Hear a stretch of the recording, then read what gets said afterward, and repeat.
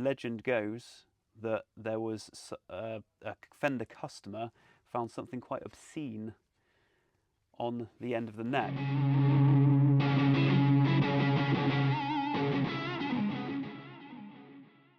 Hey everyone, and welcome back to another episode, Guitar Auctions at Gardner Holgate, based in Corsham, Wiltshire, UK. As most of you know by now, we've got an auction on the 11th to 14th of March 2025, so you may be watching this after that auction, but hopefully this video still is of some use to you. Not a regular consignment update this time, but please do go back and check the consignment updates, because you can see a lot of these guitars that we are offering in the flesh. And for those of you who have been looking at those previous videos, you will have noticed that we have a 1957 Fender Stratocaster in original condition.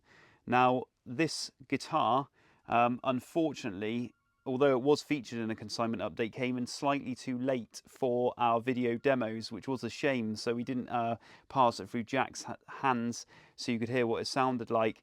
However, what we thought we would do is we would show this guitar in a bit more detail, including the internals, to check it out. It is a nice original example, and just by chance we do have another 50s Strat. So we have a early 59 Fender Stratocaster.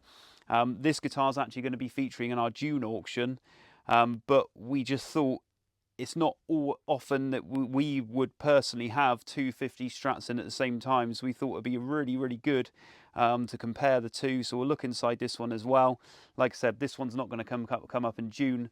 The 57 Strat will come up in March. So both of these guitars were consigned by the same seller.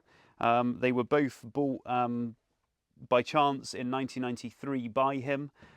So this one was imported from California in 1993, and this one, as we can see from the Provenance paperwork, was purchased in 1993 from Bruce Thomas, who was the bass player for Elvis Costello's band The Attractions from 1977 to 1986, and he also played in the Live Aid concert at Wembley.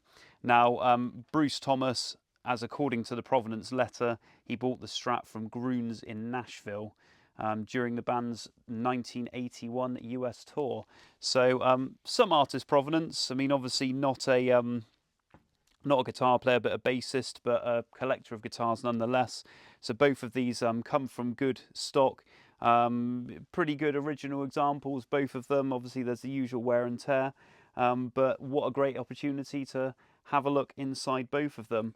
If you do like this video and you like us doing this kind of content and not our sort of usual weekly consignment updates, please let us know in the comments. It would be really useful to know. Obviously, let us know of anything we may have missed that we haven't mentioned while looking at these. Any corrections, if you notice anything I've said that is actually not correct. I hope there won't be that much, but we'll soon find out. But yeah, let's have a look. And as always, if you do like this content, please subscribe to our channel, like this video, hit the bell icon, just so you can be notified with all the videos, future videos coming up, consignment updates and things for future auctions. But yeah, let's have a look. As you'll see with both of the guitars, they do have tweed cases, which is of course correct for 50s Strats. Obviously going into the 60s, you've got the chocolate and then the white cases as well, before going into black cases later into the 60s. But tweed case is correct for these 50s instruments. Now, the one difference you will find with them is the lining. So you'll see the red lining, coil-on cases. This one's red lined, correct for the 57 year. And then in the later 50s, we transitioned into this more, I guess, orangey yellow lining. So that is one difference you'll find between these 2 years. I think that's the first thing we're noticing. The second big difference between the two is obviously the finish type. So this 57 has the correct two-tone sunburst finish, as you can see. two-tone there. You can see all the wear. We have briefly looked at this guitar in a previous consignment update. Please do go back and look at the consignment updates, especially if you're interested in this March auction. You can see a lot of the guitars close up in video. And then, as is typical with a lot of these 50s guitars, the sort of contouring is quite thin. You can see the bodies are quite thin, very comfortable. Sort of very classic Strat. As you can see, all the plastics are intact. We've got the single ply guard there, and everything else as you expect. Correct type trem arm, the Fender saddles there, all marked up. And of course, the classic thing about 50s Strats that people like is this nice V profile that you'll almost have to take my word for it. But you might just about make it out there on the camera. But you've got a nice V-profiled neck, and yeah, nice instrument. As you can see, Clusen Deluxe tuners. We've got the correct serial number with the minus prefix in front there, so the 57 serial number. And later we will have a look at the pots inside as well, see that they all date to 57, and all the wear that you would expect on both the body and the fretboard. One thing that I do find quite nice to see is some care has been taken. It doesn't look like there's ever been any adjustment from outside of the guitar on the guard, like some people would jam a screwdriver in there and not really care too much, but they haven't really been brutal on that side. So just moving over to the 59, and we'll see some more differences. So three-tone sunburst finish is something that came in 1958. Now, with this example, it's quite nice to see that the red is still quite prominent. Now, in these sort of early three-tone sunburst finishes, the finishes were quite photoreactive. So the red would die down quite a lot, and you can see a lot of these Strats from around this period do look two-tone because that red does fade out with sort of UV reaction. You'll see that the edges, they're actually more of a brown hue, which is correct. On this example, you will see that someone has tried to fill in these marks and blemishes with black paint, which has worn away again over time. So that is something to watch out for condition-wise when this comes up in the June sale. And then if we have a look at the two bodies kind of side by side, there isn't an awful lot of difference, to be honest with you. You will find the 57 is slightly thinner. All the contouring and things did start to thicken out over time, but there isn't, like I said, there isn't much difference. You can see it mainly here. You see how thin the sort of arm edge is, and it's quite a bit thicker there. But like I said, it is marginal, and at the end of the day, these things were kind of like hand carved, and there's going to be some margin within that. So I'll just pop that down again. So another thing that happened in 58 is the neck profile. So you basically lose the V. So we have lost the V on this one, and you kind of just get a thin C profile. And you'll see there's lots of wear. It's kind of satin down that quite nicely. I quite like this because it gives a nice feel. Don't get too much stick on the old hands. And you can see on the serial plate we've lost the minus prefix, so that is a difference between the two as well.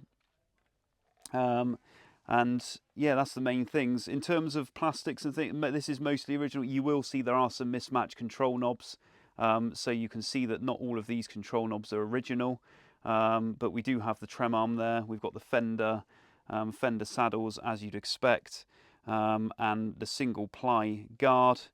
And then I think I mentioned on the 57, didn't I, about the with truss rod adjustment. You can see it has been attempted very briefly here. There's not much wear there, but it has been attempted. Someone decided again. Yeah, someone gave it a go and then thought, oh, better not. do it the long way and take the neck off, I guess. But yeah, two nice examples in general. This is an early 59 example. What you do find in late 59, two things that come in is rosewood board. So the Brazilian rosewood slab board comes in. Now the rosewood slab board started on the Jazzmaster in 1958. It was transitioned into other models later on in 59. So the second half of 59, essentially, you get the rosewood board, and then the free-ply guard starts coming in, and then you start going into more, what you consider early 60s features. So yeah, this with the nice prominent red in the sunburst, the maple board, early example, is quite a rare guitar in some ways, having all these early 59 features. Like I said, the case has between the two, we've got differences in the case, the finish, the neck profile, and then you'll see a few other slight differences when we have a look inside the guitar as well. So as you can see on the heads, we've got the spaghetti logos, classic. This is sort of classic pre-CBS logos. Transitional doesn't really come in until mid-60s, so this spaghetti logo kind of stayed throughout. There was obviously changes with patent numbers being added and things like that, but as you can see, these are very, very similar.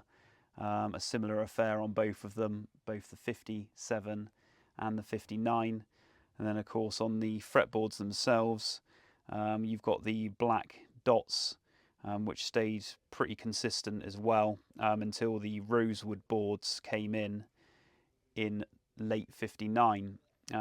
So yeah, there we go. That, I think, covers the external aspects of the guitars, and if you bear with us, we'll be back very, very shortly and we'll have a look at the insides.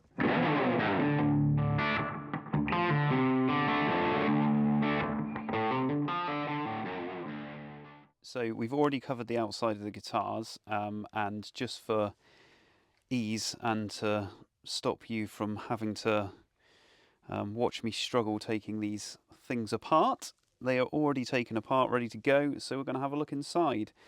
So this really is just going to be covering electronics generally inside, and a few other bits like obviously we've got the neck off as well. So we'll start with the 57 because this is the one that is coming up in the sale on the 11th of March. So you will see, as is correct for the year, we've got the month and the year. So 57 this one, so August 57 there. Pencil date, which is correct for the year. And then we've got the pilot hole here, which you would always expect to see. You get another pilot hole just under the D tuner, which we're not going to take off, but it is there, I can assure you. And then obviously you can see the original Clucent Deluxe tuners. So that's all nice to see. Obviously you've got these tan lines here as well, where that has been sat in the pocket for all this time. And if we just quickly go over to the 59, which is quite an interesting comparison. So you'll see here there is the pilot hole there that has been, looks like it's been filled in a little bit for what it's worth. But anyway, if you look at the end of the neck, you will see that there is no pencil stamp.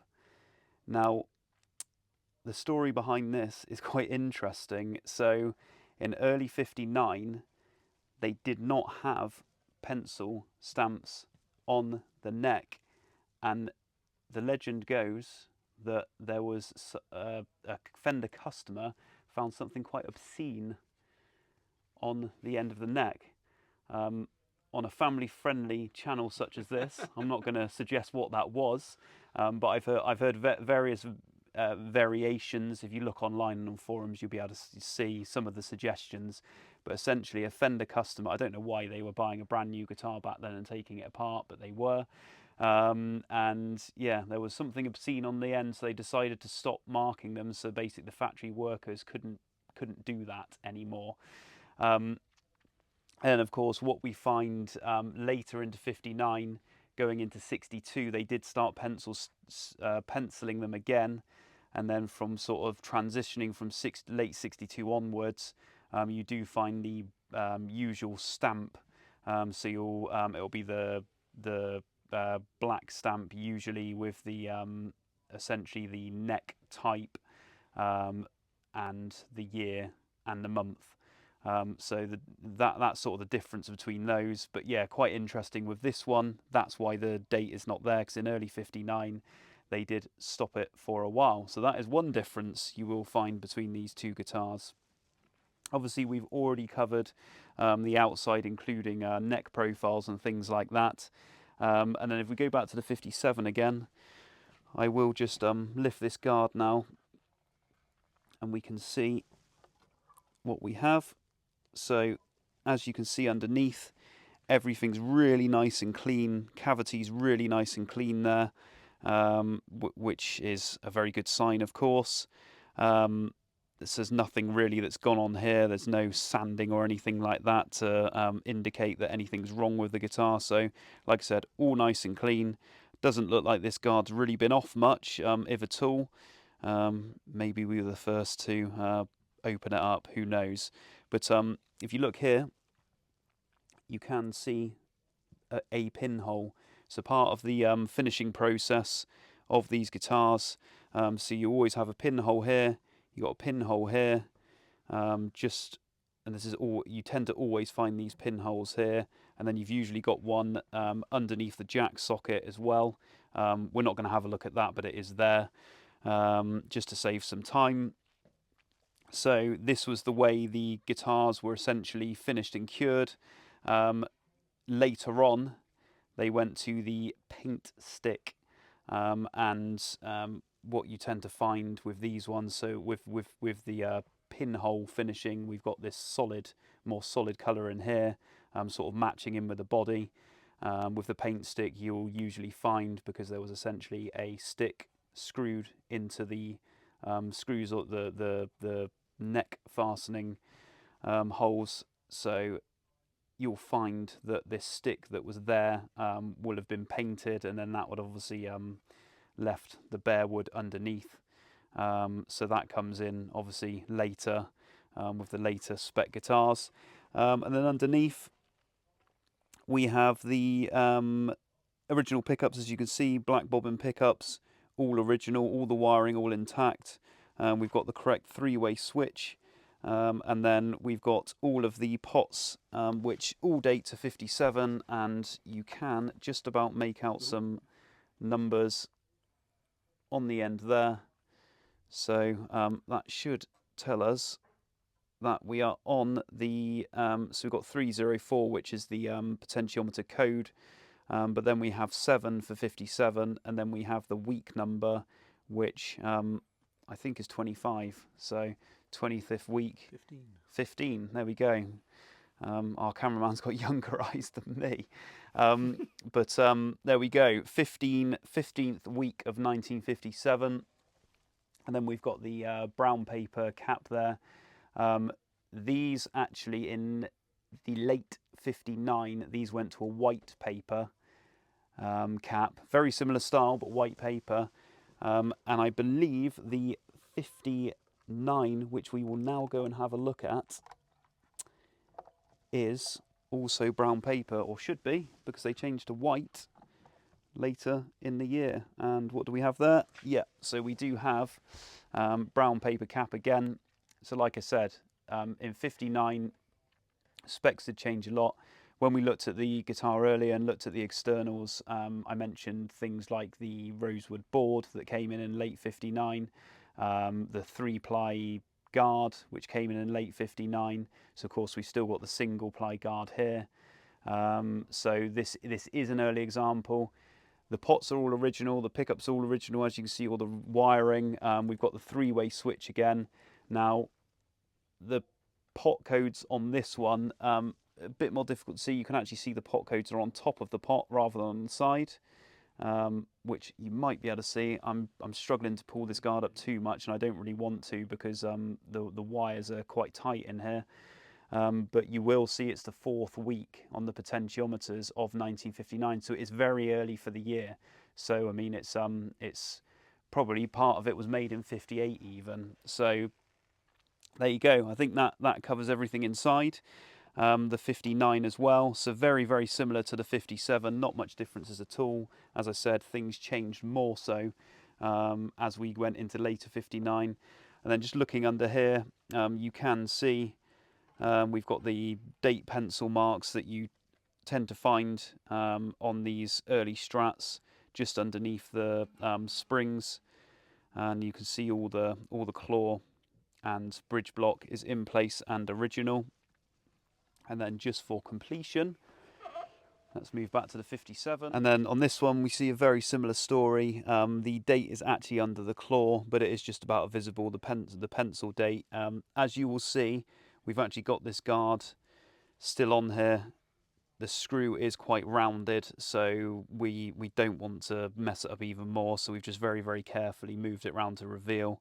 But there we go. So another thing that you will see that's the same on the 59 and the 57 is you've got this if you notice the line of the cavity here on later 60s models, when the guards change, so not later 60s models, late 59 again into early 60, you get this kick out here which essentially held the extra screw that was here for the 3-ply guard.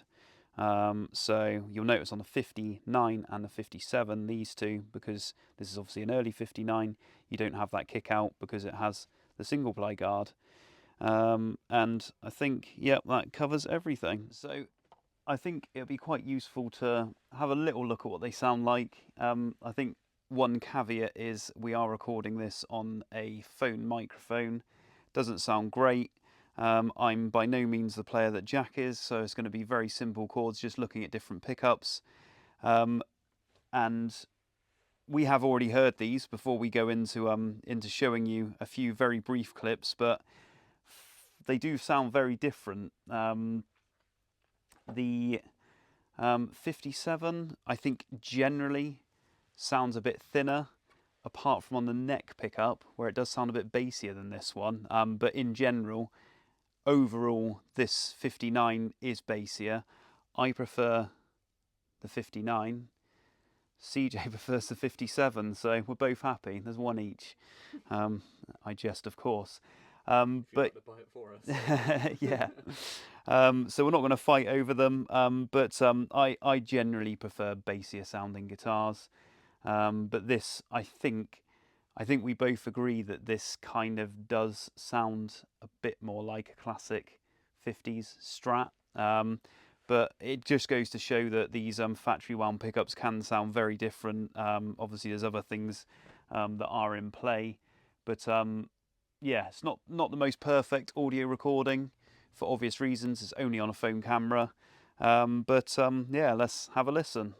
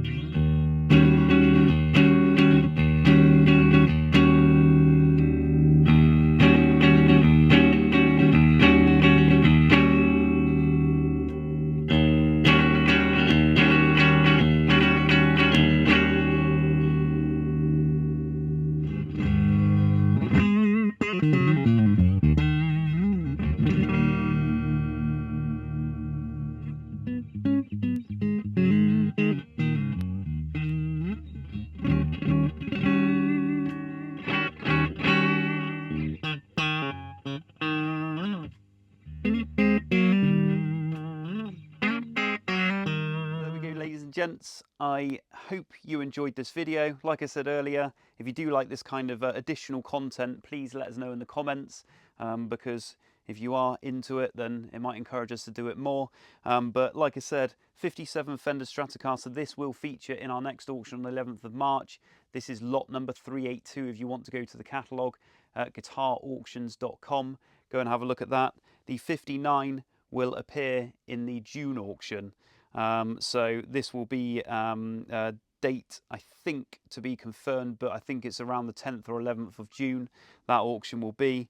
So yeah, what an opportunity to have a look at two 50 Strats, and yeah, come back for a future episode. We'll see you next time.